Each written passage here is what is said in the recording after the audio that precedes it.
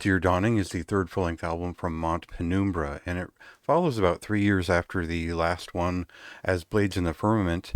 If you're familiar with this Portuguese black metal band, it's basically a solo project with the last two albums featuring the drummer from Sin Mara and Parfaxitas more recently, Bjarni Einarsson. And this already gives this album a certain feeling, and I know that the last record was a little bit compared to Eosoth. For some reasons, there is a sense that they listen to a lot of different types of what I would consider more elite black metal, whether it's Deathspell Omega or Mistherming or, again, Eosoth. These are specific types of artists who use specific techniques to express different unique voicing in black metal, and you can tell that this artist is not only a fan of that type of thing, but they've developed their own version of it, and that relates to other bands that W. has been in, such as Israthum. To less of a degree, it's more of an atmospheric project, but Angrenost and Ab Imo Pictor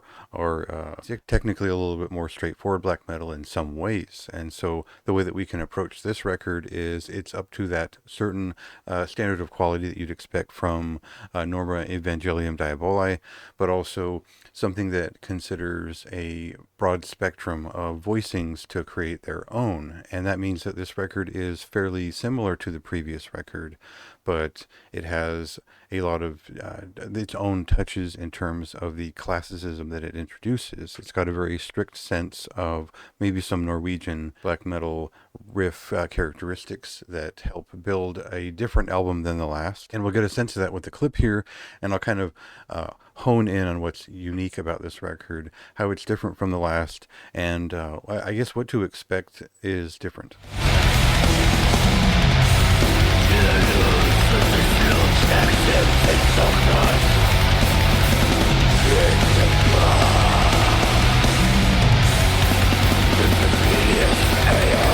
So as Blades in the Firmament, it felt like this band had taken a little bit more of a psychoactive approach. It was something that was noisier, it was less focused, it was kind of a little bit more all over the place. It was prone to heady tangents and different types of meandering thoughts that weren't necessarily connected from song to song, but made for an exciting album and one that had a lot of depth to it when you return to it.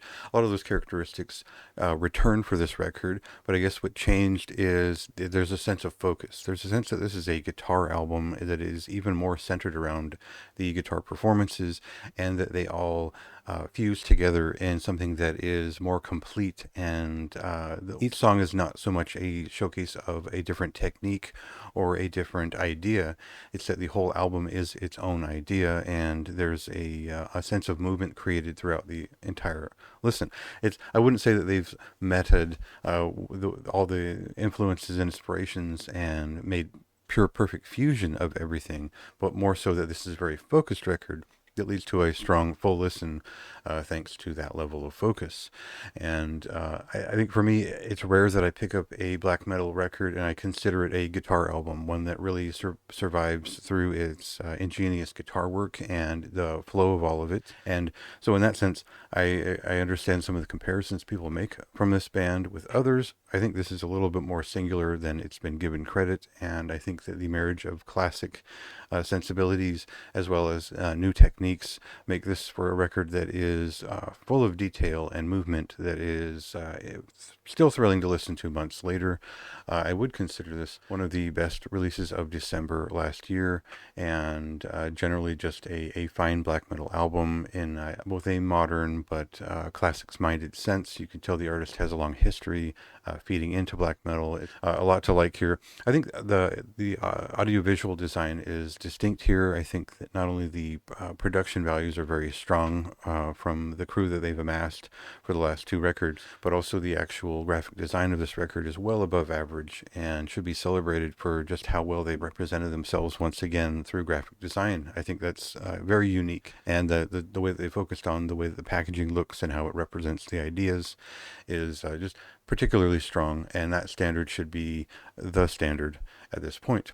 So check that out for yourself. That released on December 13th. And if you'd like more of my thoughts, go ahead and read the written review.